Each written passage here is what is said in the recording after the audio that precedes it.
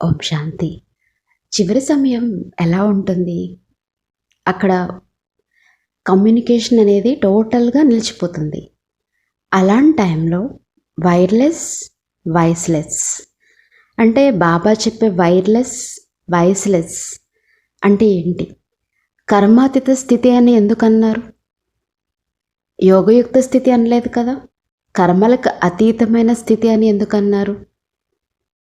దీని గురించి చాలా చక్కగా, చాలా లోతుగా, ఇన్నర్‌గా జుకావ్, లగావ్ వీటిని ఎలా మనం తొలగించుకోవాలి? అసలు వీటికి కారణాలేంటి? అన్నది ఆషాదీది చాలా డీప్‌గా చెప్పారు. మనం ప్రతి పాయింట్‌ని జాగ్రత్తగా విందాం. మన కోసం మనం పురుషార్థానికి సపోర్ట్ అనమాట. అంటే మనము ఎక్కడ ఆగకుండా స్పీడ్‌గా వెళ్ళాలంటే కొన్ని వాళ్ళు చేసిన పురుషార్థాన్ని తీసుకొని ఆ పాయింట్‌ని అప్లికేషన్‌లో తీసుకొచ్చి చేద్దాం. ఎలా? ఒకసారి వినేద్దామా? చివరి సమయంలో ఏ విధమైనటువంటి కమ్యూనికేషన్ వ్యవస్థలు పనిచేయవు. అన్నీ నిలిచిపోతాయి. ఆ సమయంలో బాబా చెప్పే వైర్‌లెస్ మరియు వాయిస్‌లెస్ కమ్యూనికేషన్ మాత్రమే పనిచేస్తుంది. అటువంటి వ్యవస్థనే మనం ఇప్పుడు సిద్ధం చేసుకుంటున్నాం. మిగతా అన్ని రకాల వ్యవస్థల్లో మనం ఖచ్చితంగా అంటే ఖచ్చితత్వాన్ని సాధిస్తూ ముందుకు సాగుతున్నాం. వీలైనంత వరకు అత్యంత ఖచ్చితమైన స్థితిని చేరుకోవాలని మనం ప్రయత్నిస్తున్నాం. కానీ ఈ నిశ్శబ్ద శక్తి యొక్క ఖచ్చితత్వం మిగతా వాటికంటే చాలా అవసరం మరియు అనివార్యం.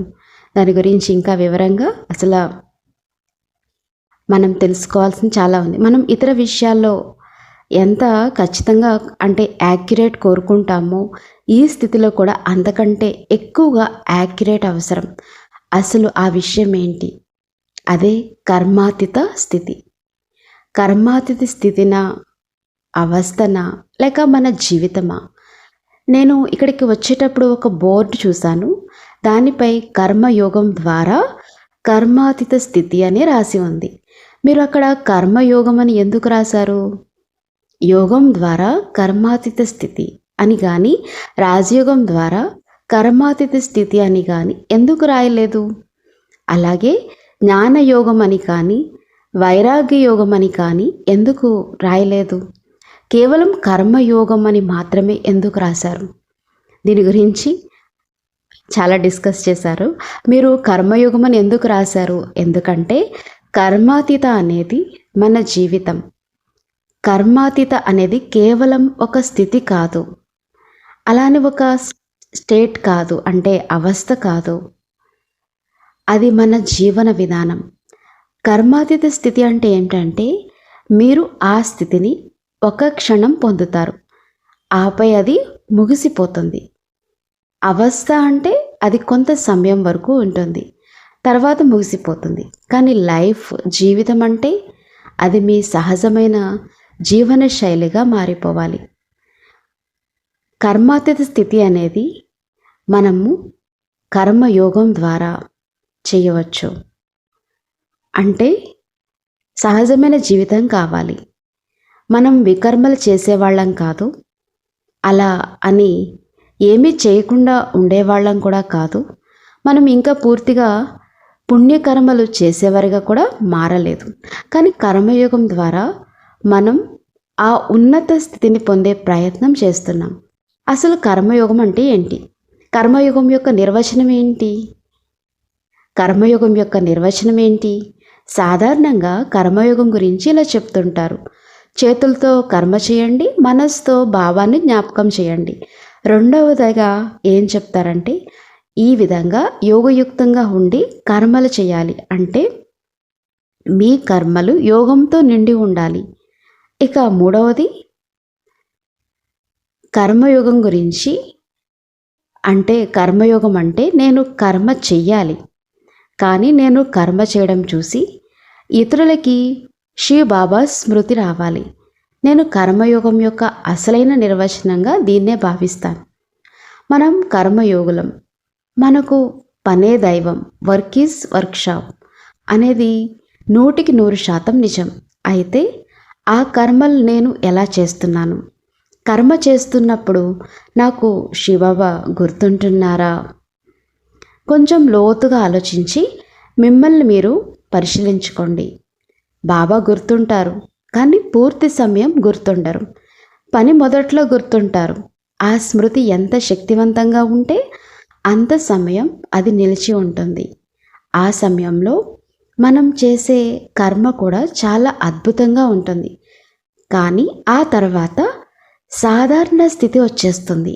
మనం ఏదైనా వికర్మ చేస్తామని నేను అనను, కానీ మన కర్మలు సాధారణంగా మారిపోతాయి. మనం ఏదైనా వికర్మ చేస్తామని నేను అనట్లేదు. మేము చిన్నప్పుడు అందరం కలిసి కూర్చున్నప్పుడు దాదీలు వచ్చి ఏం చేస్తున్నారు అని అడిగేవారు.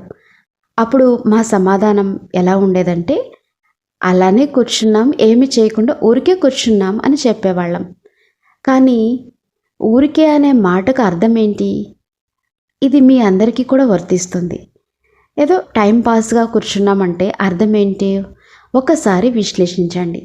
ఆ సమయం ఏ ఖాతాలోకి వెళ్తుందో ఆలోచించండి. అలా మన కర్మలు సాధారణంగా మారిపోతుంటాయి. ఇది మనం సరిదిద్దుకోవాల్సిన ఒక ముఖ్యమైన విషయం. రెండవది, మన అన్ని కర్మలు ఎల్లప్పుడూ యోగయుక్తంగా ఉండవు. యోగంలో ఉండి కర్మ చేయడం ఒకటి అయితే, కర్మ చేస్తూ యోగంలో ఉండడం మరొకటి. మీరు ఎప్పుడైనా గమనించారో లేదో, అప్పుడప్పుడు కొన్ని దృశ్యాలు కనిపిస్తూ ఉంటాయి. ఎవరైనా వ్యక్తి చాలా గాఢమైన యోగంలో ఉండి అతనికి ప్రసాదం పంచే బాధ్యత ఇచ్చారనుకోండి, అప్పుడు వారి నడవడిక ఎలా ఉంటుందో గమనించండి. వారు ఈ లోకంలో లేనట్లుగా ప్రవర్తిస్తూ ఉంటారు. వారు ఈ లోకంలో ఉన్నారా లేదా అన్నది కూడా మనకి తెలియదు. దీన్ని కూడా మనం యోగయుక్తమైన స్థితి అని అనలేము.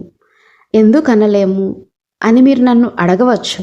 ఎందుకంటే ఆ వ్యక్తి నేను పరంధామంలో కూర్చున్నాను అనే అదనపు స్మృతిలో ఉండి తన చుట్టూ ఉన్న ఇతరులపై దాని ప్రభావం ఎలా ఉంటుందో గమనించడం. మీరు మనసుతో అక్కడ ఉన్నారు, కానీ ఇక్కడ చేయవలసినటువంటి చోటికి వెళ్లకుండా ఎక్కడికో వెళ్తుంటుంది. దీనిని మేము యోగయుక్తమని అనం. ఇక్కడ చెయ్యి ఏదైతే వెళ్ళవలసిన చోటికి వెళ్లకుండా ఎక్కడికో వెళ్తూ ఉంటుంది, దీనిని మేము యోగయుక్తము అని అనము. యోగయుక్తం అంటే యాక్యురసీ. నేను ఒక ఉదాహరణ చెప్తుంటాను.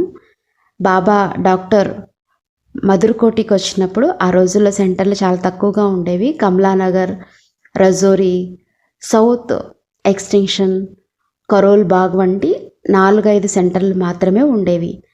మమ్మ బాబా ఎక్కడ ఉంటే అక్కడకే అందరూ వెళ్ళేవారు. క్లాసులు వేకువజామునే జరిగేవి. బాబా చలికాలంలో వచ్చేవారు. మౌంట్ ఆబులో చలి ఎక్కువగా ఉండడం వల్ల బాబా ఢిల్లీకి వచ్చేవారు. ఇక్కడ చలి కొంచెం తక్కువగా ఉన్నప్పటికీ తెల్లవారుజామున చలి చాలాగానే ఉండేది. ఆ సమయంలో మాతలు బస్సుల్లో వచ్చేవారు. ఒకరోజు కొంతమంది మాతలు ఆలస్యంగా వచ్చారు. మురళి ముగిసిన తర్వాత వారు చేరుకోవడంతో బాబా అడిగారు, ఏంటి మాతలు, ఈరోజు చాలా ఆలస్యమైంది, మురళి అయిపోయాక వచ్చారు అని. అందుకు ఆ 5 మాతలు, బాబా మేము స్మృతిలో కూర్చున్నాము, మా స్టాప్ ఎప్పుడు దాటిపోయిందో కూడా మాకు తెలియలేదు అని చెప్పారు. అప్పుడు బాబా వారితో ఇలా అన్నారు, మీరు అసలు యోగంలోనే లేరు. ఒకవేళ మీరు నిజంగా యోగంలో ఉండుంటే మీ స్టాప్ రాగానే మీరు వెంటనే మీకు స్ట్రైక్ అయ్యేది అని. యోగంలో ఉన్నారని చెప్తున్నారు. వారు అప్పుడప్పుడు ఇలాంటి వాటిని కూడా చూసి ఉంటారు. వారు బ్రహ్మ భోజనం వండుతూ ఉంటారు, కానీ మనసుతో లోతైన ధ్యానంలో ఉంటారు. వారు గిన్నె ముందు, పొయ్యి ముందు కూర్చునే ఉంటారు. జ్ఞాపకంలో ఉండడం చెడ్డ విషయం కాదు, కానీ మరి మీ కూర ఎందుకు మాడిపోయింది? మీరు యోగంలో కూర్చున్నప్పుడు కూర మాడిపోవడం లేదా పప్పు మాడిపోవడం ఏంటి అసలు? ఒకసారి మమ్మ అమృత్సర్కి వచ్చారు. క్లాస్ ముగిసిన తర్వాత అందరూ టీ తాగేవారు. క్లాస్ అయిపోయాక మమ్మ బయటికి రాగానే పొగలు రావడం, పాలు మాడిపోయిన వాసన రావడం గమనించారు. మమ్మ వెంటనే అడిగారు, ఎవరు డ్యూటీలో ఉన్నారు అని. పలానా వ్యక్తి ఉన్నాడని చెప్పారు. ఆ సోదరుడు ఇప్పటికీ మధుబన్‌లోనే ఉన్నారు. పాలు ఎలా మాడిపోయాయి, పాలు ఎలా ఒలికిపోయాయి అని అడిగితే ఆ అన్నయ్య మమ్మ నేను యోగంలో కూర్చున్నాను అని సమాధానం ఇచ్చారు. అప్పుడు మమ్మ ఇలా అన్నారు, అది యోగం కాదు, అది వియోగం. మనం యోగయుక్త కర్మ చెయ్యాలి. పనిచేస్తూ యోగంలో ఉండడం ఒక విషయం అయితే, ఎక్కడైతే పొరపాట్లకు తావు ఉండదో అదే నిజమైన యోగయుక్త కర్మ.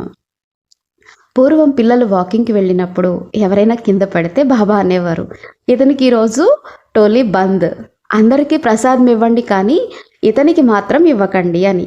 ఎందుకు పడిపోయావు అని అడిగేవారు. ఈనాటి భాషలో మనం దీన్ని ఒక ప్రమాదం అని లేక అతను తప్పేముంది అని అనవచ్చు. కానీ బాబా అలా ఒప్పుకునేవారే కాదంట. చాలా స్ట్రిక్ట్ బాబా. కాబట్టి బాబా యోగయుక్త అని చెప్పినప్పుడు ఆ యోగయుక్త కర్మలు ఆర్టిఫిషియల్గా ఉండవు. యోగయుక్త కర్మలు ఆర్టిఫిషియల్ ఉండవు. బాబా అంటుంటారు, పిల్లలు మీరు ఇతరులకు జ్ఞానాన్ని వివరించండి అని. మీరు ఎవరికైనా ఏదైనా విషయాన్ని వివరిస్తున్నప్పుడు ఎలా వివరించాలి? పూర్తిగా యోగయుక్తంగా ఉండి వివరించాలి. మీరు ఎప్పుడైతే యోగయుక్త స్థితిలో ఉండి ఎదుటివారికి చెప్తారో అప్పుడు దాని యొక్క ప్రభావం వారి మీద పడుతుంది. మీరు యోగయుక్తంగా ఉండి వివరిస్తే ఆ మాటలు ఎదుటివారి మనసులో బాణంలాగా నాటుకుంటాయి. మూడో విషయం ఏంటంటే, నేను చేసే పనులు ఎంత యోగయుక్తంగా ఎంత అద్భుతంగా ఉండాలంటే, నేను చేసే అతి సాధారణమైన పనిని చూసి కూడా ఇతరులకి బాబా గుర్తు రావాలి. నన్ను కర్మలు చేస్తూ చూస్తున్నప్పుడు ఎదుటివారికి సాక్షాత్కారం కలగాలి. ఇది సాధ్యమేనా అంటే, ఇది బ్రహ్మ బాబా ద్వారా సాధ్యమైంది, మమ్మ ద్వారా సాధ్యమైంది, మరియు మన దాదీల ద్వారా కూడా సాధ్యమైంది. మనం కూడా బాబా పిల్లలమే కదా. ఆ రోజు బాబ్దాదా అవ్యక్త మరులలో ఏముంది? పిల్లలు మీ ముఖాల్లో బ్రహ్మ కనిపించాలి అని ఉంది కదా. ఒకసారి జానకి దాది గారు క్లాసులో ఒక మాట చెప్పారు.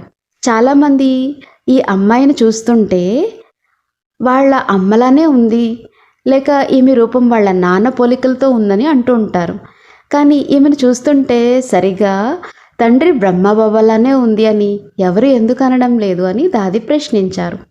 దాదీల ఆలోచన విధానం మరియు వారి పురుషార్థం ఏ స్థాయిలో ఉండేదో దీనిని బట్టి అర్థం చేసుకోవచ్చు. వారు ఎంత ఉన్నతంగా ఆలోచించేవారో చూడండి. ఈమె పలానా వ్యక్తిలా ఉంది అని ఎందుకు అనాలి? ఆ మనుష్య ఆత్మలు ఈమె బాబాలానే ఉందని ఎందుకు అనకూడదు? మనం మన లక్ష్యాన్ని చాలా ఉన్నతంగా ఉంచుకోవాలి. మనం కర్మాతీత స్థితిని చేరుకోవాలి. కర్మాతీత అంటే ఏంటి? ఎక్కడైతే మనం చేసే ప్రతి కర్మలోనూ బాబా కనిపిస్తారో అదే కర్మాతీత స్థితి. ఆ స్థితిలో ఉన్నప్పుడు మనకు కర్మభూమి కనిపించకూడదు. కర్మ అనేది భూమికి సంబంధించింది. మనం భూమి మీదనే కర్మలు చేస్తాం. కానీ కర్మాతీత అవస్థ అంటే ఏంటంటే, నేను ఈ భౌతిక ప్రపంచానికి సంబంధించిన దానిని కాను, నేను ఒక ఉన్నతమైన స్థానంలో ఉన్నాను అనే అనుభూతి చెందాలి. మనం భూమిపై కర్మలు చేస్తాం కానీ అతీతంగా ఉండాలి. కానీ కర్మాతీత స్థితి అంటే నేను భౌతికమైన దానిని కాను, ఉన్నతమైన ఆధ్యాత్మిక స్థితిలో ఉన్నాను అని అనుభూతి చెందడం. నేను నా మానసిక స్థితిని ఎక్కడ సెట్ చేసుకున్నాను అనేది ముఖ్యం. ఈ మార్పు నాలో రావాలి. నేను ఈ ప్రపంచం అనే నాటక రంగంపై ఒక నటుడిలాగా లేక ఆత్మ అనేటువంటి ఉన్నత స్థితిలో ఉండి నటిస్తున్నానా అన్నది మనము చూసుకోవాలి. ఎలా నటిస్తున్నాం? కూరగాయలు కొయ్యడం అంటే ఈ భాగంలో మనం యజ్ఞ సేవ ఎలా చేయాలి అన్నది కూడా ఒకసారి కొంచెం వివరంగా తెలుసుకుందాం. కూరగాయలు కోయడం, రోటీలు చేయడం, యోగం చేస్తూ ఉండడం, శుభ్రం చేయటం, ఇవన్నీ మన జనరల్ రొటీన్, డైలీ రొటీన్ కార్యక్రమాలు. మీరు ఈ పనులు చేస్తున్నారో లేదో నాకు తెలియదు, కానీ మేము మధుబని వెళ్ళినప్పుడు ఇప్పటికీ అవకాశం దొరికితే నేను ఇవి చేస్తాను. ఓఆర్సీలో కూడా నేను ఈ పనులు చేస్తుంటాను. ఇది యజ్ఞ సేవ. కర్మయోగం ద్వారా చేయాలి. మీరు ఏ పని చేసినా అది సేవగా భావించాలి. ఒకసారి బ్రహ్మబాబా స్వయంగా యోగం చేస్తూ శుభ్రం చేసే దగ్గర కూర్చున్నారు. అప్పుడు కుంజ్దాది గారు ఒక ఐఏఎస్ ఆఫీసర్కు జ్ఞానం గురించి వివరిస్తున్నారు. ఆ ఆఫీసర్కు వివరించిన తర్వాత ఆమె బాబాతో ఇలా అన్నారు, బాబా, ఈయన ఒక ఐఏఎస్ ఆఫీసర్, 7 రోజుల తర్వాత మీరు వీరిని కలవాలి. దానికి బాబా సరే వచ్చే తప్పకుండా కలుస్తానని చెప్పారు. ఆ సమయం రాగానే దాదిగారు వచ్చి, బాబా ఆఫీసర్ వచ్చారు, వెళ్దాం పదండి అని పిలిచారు. అప్పుడు బాబా బచ్చే అతడిని ఇక్కడికే తీసుకురా అని చెప్పారు. ఇక్కడికే తీసుకురా అంటే బాబా అప్పుడు ఏం చేస్తున్నారంటే కర్మసేవ చేస్తున్నారు. బాబా ఆఫీసర్ని ఇక్కడికే తీసుకురమ్మన్నప్పుడు కుంజ్ దాది గారు ఇలా అన్నారు, బాబా, నేను మీ గురించి ఆయనకి చాలా గొప్పగా చెప్పాను. ఆయన ఒక ఐఏఎస్ ఆఫీసర్. తీరా ఇక్కడికి వస్తే మీరు ఇలా ఇంత సాధారణంగా శుభ్రం చేస్తూ కనిపిస్తారు. నేను అతన్ని ఇక్కడికి ఎలా తీసుకురావాలని అడిగారు. దానికి బాబా మళ్ళీ స్థిరంగా, నేను చెప్తున్నాను కదా, అతన్ని ఇక్కడికే తీసుకురా అని చెప్పారు. బాబా మాటను ఎవరైనా కాదనగలరా? బాబా ఎందుకు అలా అంటున్నారో ఆయనకి తెలుసు అని భావిస్తూ కుంజ్దాది ఆ ఆఫీసర్ని బాబా దగ్గరికి తీసుకుని వచ్చారు. ఆ ఆఫీసర్ రాగానే బాబా దృష్టి అతనిపై పడింది. వెంటనే ఆ ఆఫీసర్కి సాక్షాత్కారం జరిగింది. అతనికి విష్ణు యొక్క సాక్షాత్కారం లభించింది. నిజానికి ఆ ఆఫీసర్ విష్ణు భక్తుడు. అందుకే బాబా సాధారణంగా పనులు చేస్తున్న తన యోగ స్థితి ద్వారా అతనిపై ఇష్టదైవ దర్శనం చేయించారు. ఇక తర్వాత తన గుల్జర్ దాది గారి విషయానికి వస్తే, మీరు దాదీని ఎప్పుడైనా గమనించారో లేదో నాకు తెలియదు. మీరు దాదీని చూసి ఉండవచ్చు, కానీ నేను చాలా అదృష్టవంతురాలిని. ఎందుకంటే దాది గారు నన్ను తన గదిలోనే దాదాపు 12 నుండి 15 సంవత్సరాల పాటు ఉంచుకున్నారు. మేము ఒకే గదిలో కలిసి ఉన్నాం. దాది గారిలో ఒక ప్రత్యేకమైన అతీతమైన స్థితి ఉండేది, నిర్లిప్త. ఆమె దాది చాలా అతీతంగా ఉండేవారు. దాది అన్ని పనులు చేసేవారు. గదిని శుభ్రం చేయడం, అద్దాలు తుడవడం వంటి పనులన్నీ స్వయంగా చేసేవారు. అంతేకాకుండా తన బట్టలను కూడా తానే స్వయంగా కుట్టుకునేవారు. దాది భోజనం చేస్తున్నప్పుడు కూడా ఆ అతీత స్థితి కనిపించేది. సాధారణంగా మనం భోజనం చేస్తున్నప్పుడు ఆహారం రుచిగా ఉందో లేదో మన ముఖ కవళికల్ని బట్టి ఇతరులకు తెలిసిపోతుంది. కానీ దాది విషయంలో మాత్రం ఎలా ఉండేవారంటే అతీతంగా ఉండేటువంటి వారు. దాది గారిలో అద్భుతమైన అతీతమైన శక్తి ఉండేది. ఆమె అన్ని పనులు చేసేవారు. శుభ్రం చేయడం, అద్దాలు తుడవడం అన్నీ A to Z చేసినా కూడా దాది మాత్రం న్యారా. అసలు న్యారా అంటే ఎలా వస్తుంది? న్యారా స్థితి అనేది ఎలా వస్తుంది? బాబా ఎప్పుడు మనల్ని న్యారా ప్యారా ఉండమని చెప్తారు. మనం సాధారణంగా అందరికీ ప్రియంగా ఉండడానికి ప్రయత్నిస్తాం. అందరినీ ప్రసన్నం చేయాలని, అందరూ మనతో సంతోషంగా ఉండాలని కోరుకుంటాం. కానీ బాబా చెప్పే పద్ధతి ఏంటంటే, మీరు ఎంత అతీతంగా ఉంటే అంత ప్రియంగా అవుతారు.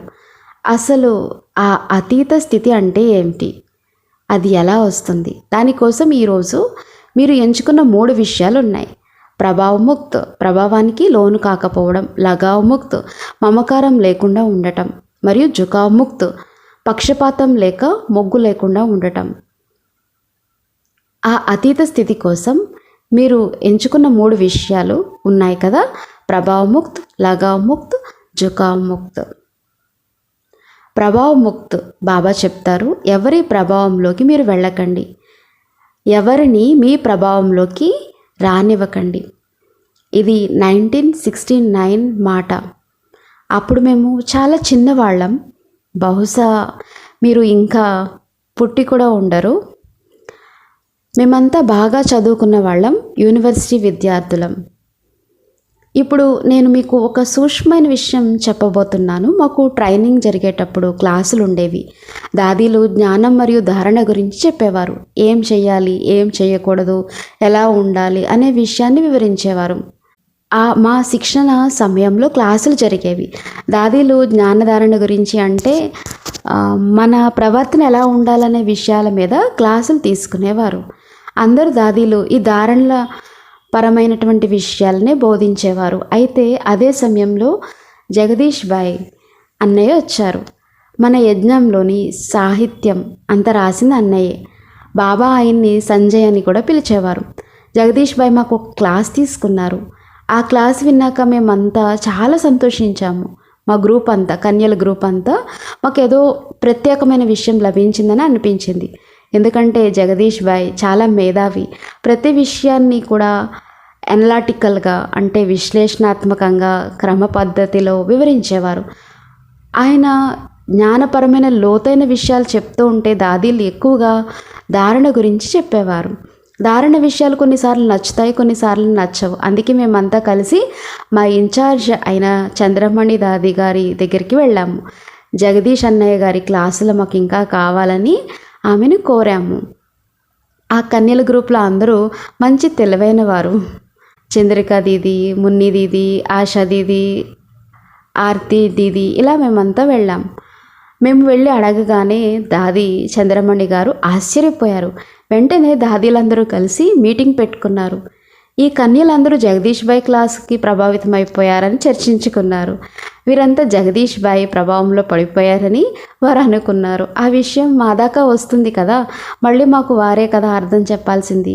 అప్పుడు వారు మమ్మల్ని అడిగారు, మీరంతా ప్రభావితం అయ్యారు అని. అప్పుడు మేము, దాది మాకు ఆ క్లాస్ నచ్చింది అంతే తప్ప ప్రభావితం అవ్వడం లాంటిది ఏది లేదు అని చెప్పాం.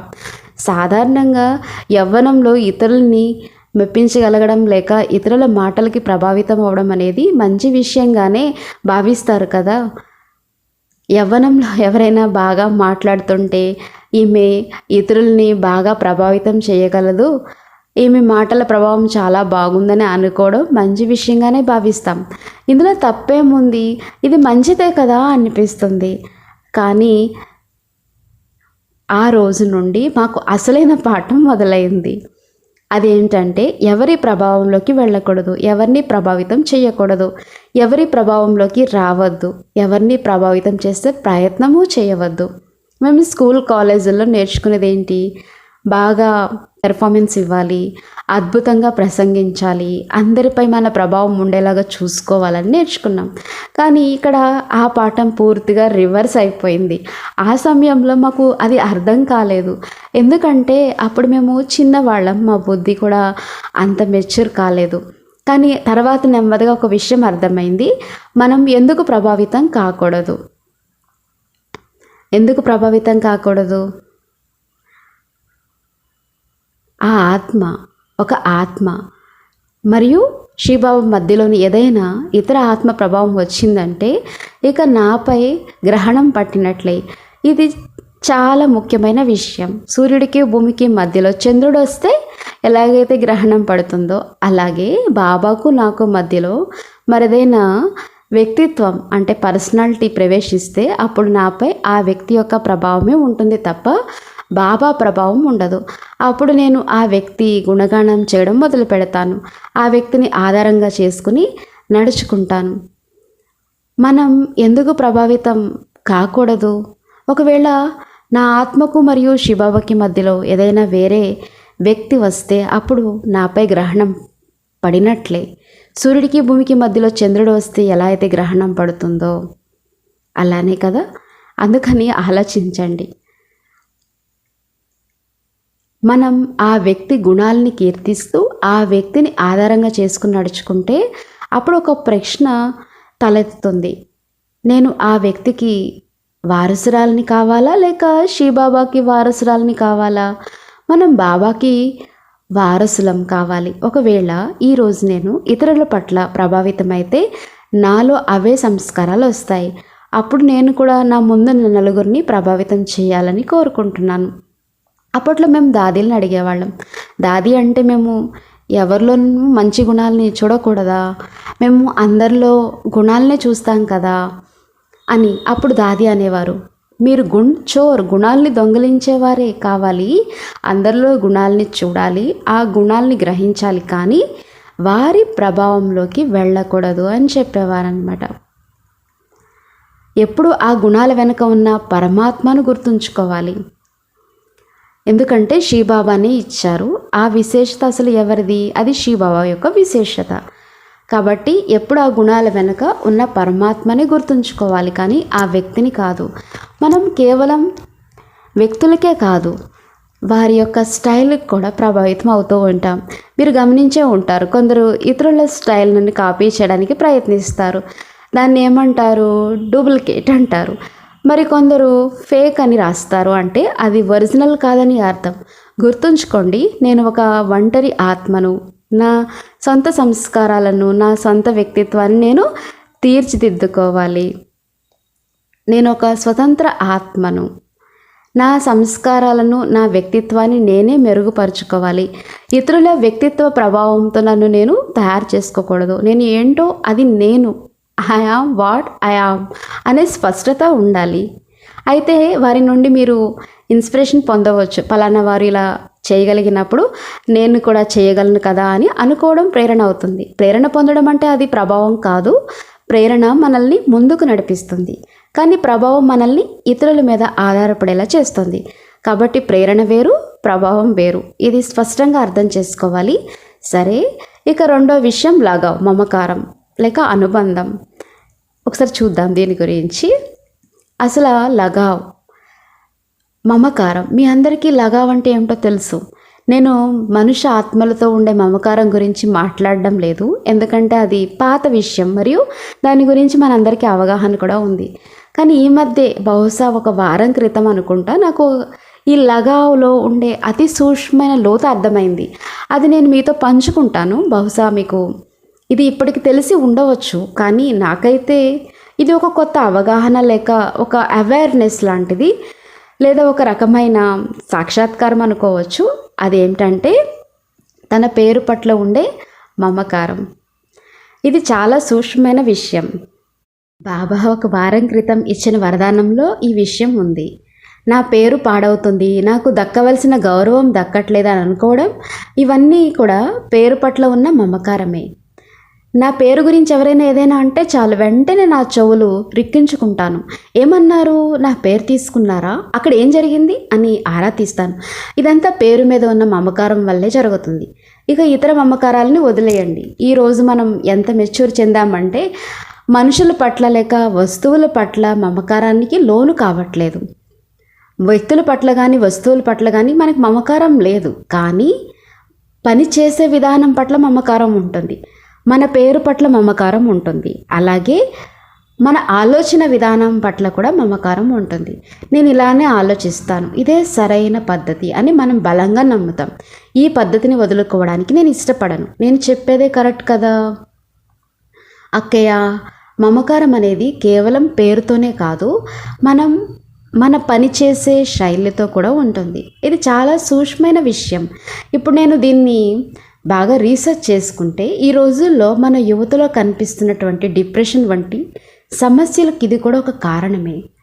ఎందుకంటే నేడు యువతలో కనిపిస్తున్న ఒత్తిడి లేక నిరాశకు ఇది ఒక కారణం. నేను ఒక పనిని చాలా బాగా చేస్తాను, కానీ నాకంటే ఇంకెవరైనా ఆ పనిని ఇంకా బాగా చేస్తే అప్పుడు నాకు సమస్య మొదలవుతుంది. ఒకవేళ ఆ క్రెడిట్ వేరే ఎవరికైనా ఇస్తే నాకు ఇబ్బందిగా అనిపిస్తుంది. ఆ క్రెడిట్ వారికి ఎందుకు ఇచ్చారు అని అనిపిస్తుంది. మనం ఒకరితో ఒకరు కలిసి టీమ్గా పనిచేయడానికి ఇష్టపడకపోవడానికి అసలు కారణం ఇదేనా?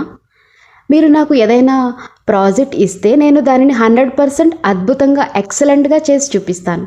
కానీ అదే వ్యక్తిని తీసుకుని వెళ్ళి ఒక టీంలో వేయండి, అప్పుడు ఆ తేడా మీకు కనిపిస్తుంది రియల్గా కదా. ఆ తేడాన్ని మనం గమనిస్తూనే ఉంటాం. ఇది సూక్ష్మ బుద్ధికి ఉండే మమకారం, పేరు ప్రతిష్టల పట్ల ఉండే మమకారం, అలాగే మన పనితీరు మరియు ఆలోచన విధానం పట్ల ఉండే మమకారం. మనం కర్మాతీత స్థితి గురించి మాట్లాడుకున్నప్పుడు వీటి నుండి ముక్తులుగా ఉండడం చాలా ముఖ్యం. కర్మాతీత స్థితిలో నా ఆలోచనలు ఎలా ఉండాలంటే, బాబా ఎవరైతే బుద్ధివంతులకి బుద్ధివంతుడో ఆయనతో అనుసంధానమై ఉండాలి. ఈరోజు బాబా తన ముందు ఎలాంటి గ్రూప్ ఉందో చూసి దానికి తగినట్లుగా మురళి చెప్తారు. ఈరోజు బాబా మీకు ఏం చెప్పారు?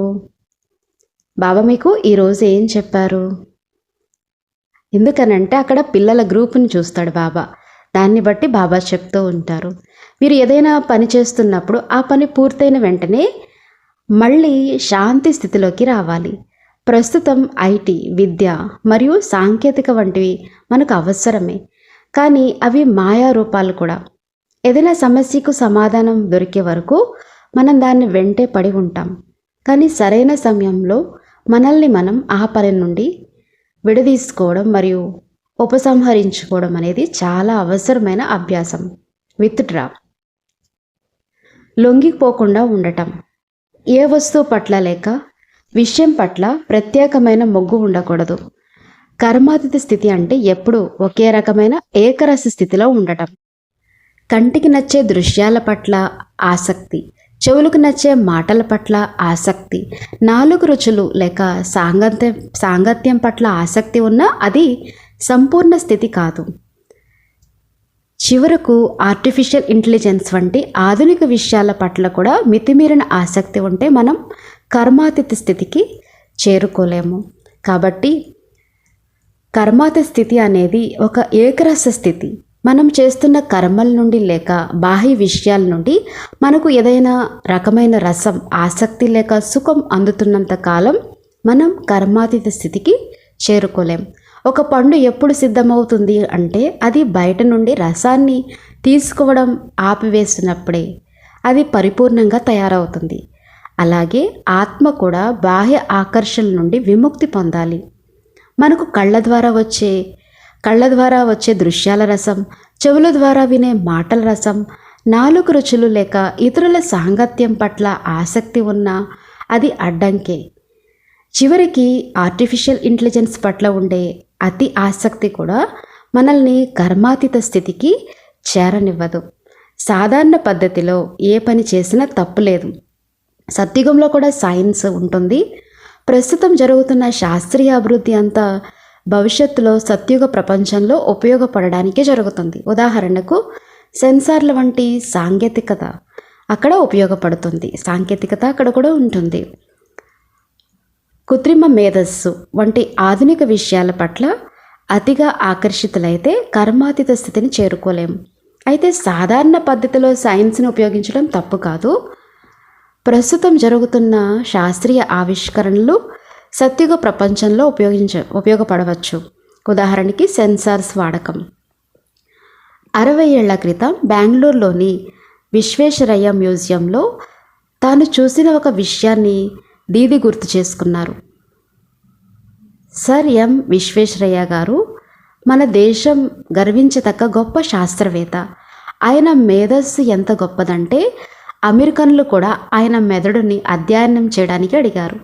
అయితే భారతదేశంలో మేధస్సు కంటే ఆత్మకే ప్రాధాన్యత ఇస్తానని అప్పట్లోనే ఈ మ్యూజియంలో ఒక గదిలోకి ప్రవేశించగానే కేవలం మన ప్రకంపనాల ద్వారా తలుపులు వాటంతటవే తెరుచుకోవడం, లైట్లు వెలగడం, సంగీతం ప్రారంభమవడం వంటివి జరిగేవి. అది చూసి అప్పట్లో చాలా ఆశ్చర్యపోయేవాళ్ళం. అక్కడ ఒక ఋషి విగ్రహం ఉండేది. దాని ముందు చెయ్యి పడితే చాలు నీరు వచ్చేది. అప్పట్లో అది పెద్ద వింత. కానీ ఈ రోజుల్లో విమానాశ్రయాల్లో మరియు ఇళ్లల్లో కూడా ఇలాంటి సెన్సార్ ట్యాప్లు సాధారణంగా అయిపోయాయి. ఇప్పుడు మనం చూస్తూనే ఉన్నాం కదా అన్నీ కూడా. ఒక ముఖ్యమైన సూత్రం, నిశ్శబ్దం నుండే విజ్ఞాన శాస్త్రం పుడుతుంది, కానీ విజ్ఞాన శాస్త్రం నుండి నిశ్శబ్దం పుట్టదు. ఇది మనం ఎల్లప్పుడూ గుర్తుంచుకోవాలి. భారత మాజీ రాష్ట్రపతి శాస్త్రవేత్త డాక్టర్ ఏపీజే అబ్దుల్ కలాం గారు కూడా బ్రహ్మకుమారి సంస్థను సందర్శించినప్పుడు ఒక మాట అన్నారు. ఈ సంస్థలో నిశ్శబ్దానికి ఇచ్చే ప్రాముఖ్యతను నేను మరెక్కడా చూడలేదు అని ఆయన ఎంతో అభినందించేవారు. మీరు కేవలం బుద్ధివంతులకి బుద్ధి ప్రదాత అయిన ఆ పరమాత్మతో యోగంలో ఉంటే మీరు ఏ రంగంలో ఉన్నప్పటికీ ఆ రంగంలో బాబా మీకు సరికొత్త పద్ధతులను అందిస్తారు. అప్పుడు మీరు ప్రత్యేకంగా బుద్ధిని ఖర్చు చేయవలసిన అవసరం ఉండదు. ఆ దివ్యశక్తి ద్వారా పనులు వాటంతటవే జరిగిపోతాయి. ఒక ముఖ్యమైన సలహా ఏంటంటే దయచేసి మీ ఆలోచనల వేగాన్ని తగ్గించండి. అతిగా ఆలోచించడం లేక చాలా వేగంగా ఆలోచించడం అనేది దైవీ గుణం కాదు. మీరు ఎప్పుడైనా దేవతల చిత్రాలని గమనించారా? అందులో ఏ దేవతైనా ఏదో పెద్దగా ఆలోచిస్తున్నట్టు లేక ప్లానింగ్ చేస్తున్నట్టు కనిపిస్తారా? ఎప్పుడు కనిపించరు. దేవతల చిత్రాలు ఎంతో స్థిరంగా ఉంటాయి. వారి మూర్తిని చూసిన ప్రతిసారి మనకు ఒక కొత్త అనుభూతి కలుగుతుంది. అది వారిలోని నిశ్చలత్వానికి మరియు ఏకాగ్రతకు నిదర్శనం.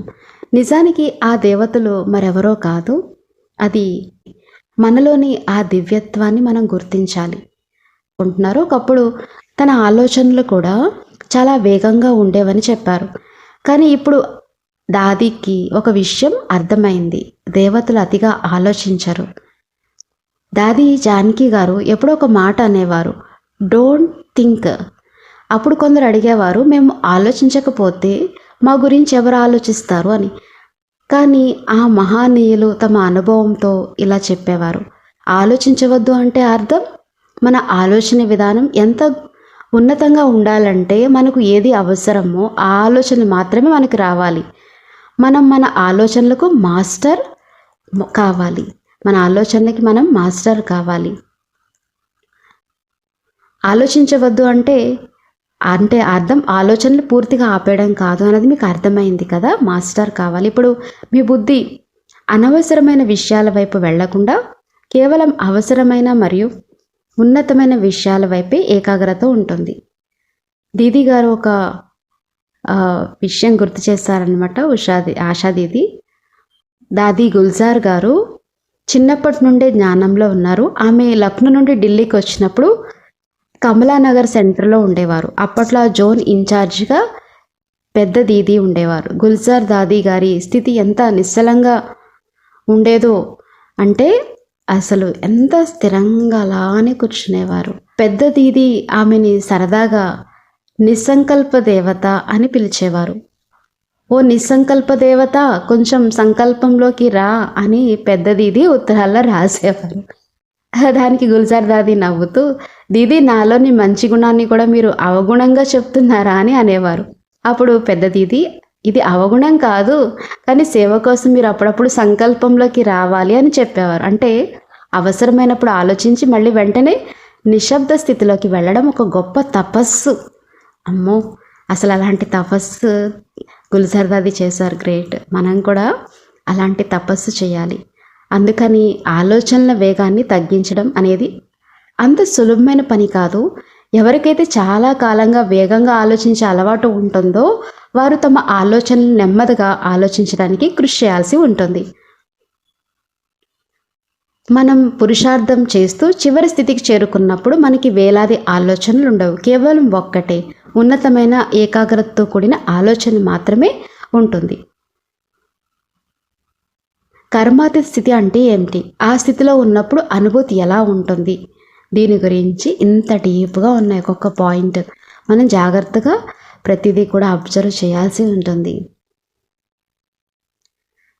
ఏంటంటే ఎప్పుడు కూడా కర్మలకి అతీతమైన స్థితి పూర్తయింది. మిగిలిన సగం భాగాన్ని అంటే కర్మాతీత స్థితి యొక్క లోతైన అనుభూతి ఎలా ఉంటుందో ఇంకా నేను తర్వాత వివరిస్తాను.